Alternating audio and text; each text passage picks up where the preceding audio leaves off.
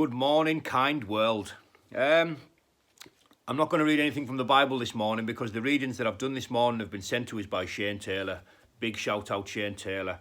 Some of the readings were like pictures of paper that I had to zoom into, and I had to zoom in. And when I got to the end, I kept losing myself. I haven't got the best eyesight, to be honest. Short distance sight isn't too good, and I was zooming in back and forward, and I got a little bit frustrated because I started losing where I was. So there was a text that Shane sent us, a big long text that was much easier to read, and the main thing that stood out for me on that text was a lot of things, but the main thing was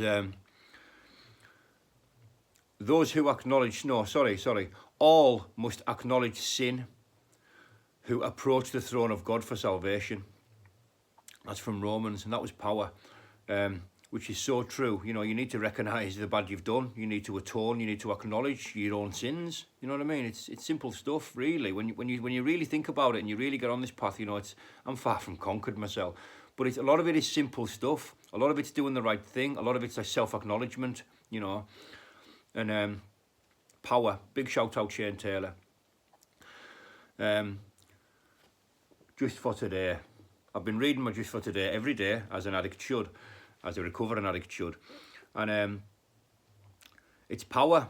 It is actual power. A lot of people have been asking us what the book is. Well, it's this, Just for Today. And today is the most important day of my recovery. Just for today. That's how we recover. You know, you take one day at a time. Just for today. That's the whole point of. There's a whole process. You know, you do it you wake up and you do the same again. You try your best every single day not to use. That's the basics of it. And I'm 16 days clean and I'm buzzing, right? Like I say, last night I didn't lose my heed, but I got myself very, very angry before I went to the fellowship. You know, and I come out buzzing. You know, I mentioned this last night, and I went to bed and I laid in bed last night and I prayed for more strength to control my emotions, control anger. And I think it's important how you end your day, you know, and how you start your day. You know, it's important to me how I start my day, and it's important to me how I end my day. Things happen in the day, that's fine, you know, it's about how you deal with them. And like I say, I prayed long and hard last night, and I woke up feeling fantastic, right? That's how I feel this morning, great. I'm going to read Just for Today. We grow to feel comfortable with our higher power as a source of strength. As we learn to trust this power, we begin to overcome our fear of life. Powerless are we. Living on self-will is frightening, an unimaginable experience. In recovery, we have turned our will and our lives over to the care of God of our understanding. When we lapse in our program, when we lose conscious contact with our higher power, we begin to take control of our own lives again, refusing the care of God of our understanding. If we do not make a daily decision to surrender our lives to the care of our higher power, we become overwhelmed with our fear of life. Through working the 12 steps, we found that faith in a power greater than ourselves helps relieve our fear.